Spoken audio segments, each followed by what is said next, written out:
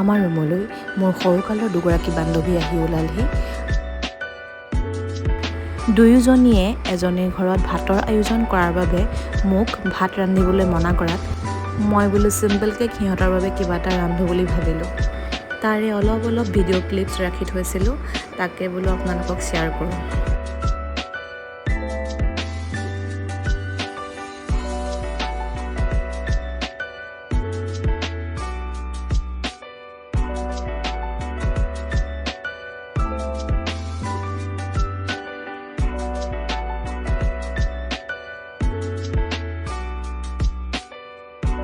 সিহঁত আহিব বুলি এক্সাইটমেণ্টত ৰান্ধিও ভাল লাগে দিয়কচোন।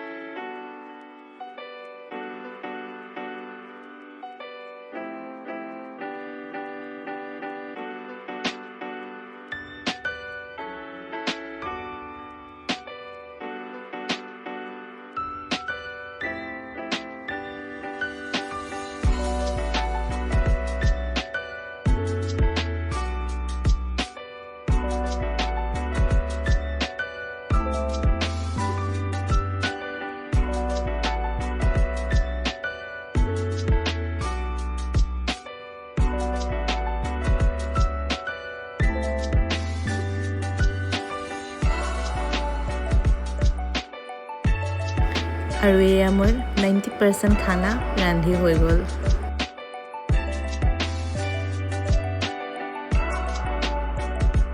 আৰু এয়া আহি লৈ নিজে নিজে চাহ বনোৱাত লাগিল। আৰু মোলৈ এয়া চাওকচোন, ইমান ধুনীয়া ধুনীয়া বস্তুবিলাক আনিছে, কালাৰফুল একেবাৰে।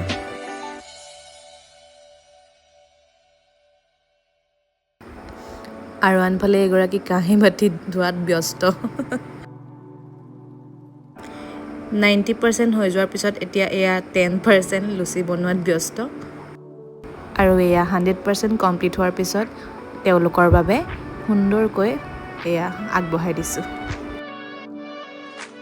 এইদৰে সকলোৱে খাই মেলি সুন্দৰকৈ দিনটো পাৰ কৰিলোঁ। আমি তিনিজনীয়ে যে কিমান কথা আৰু পাতিবলৈ থাকি গ'ল হিচাপ নাই।